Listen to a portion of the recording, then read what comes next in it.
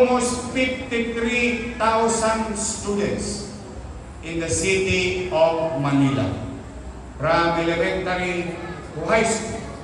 That is the goal.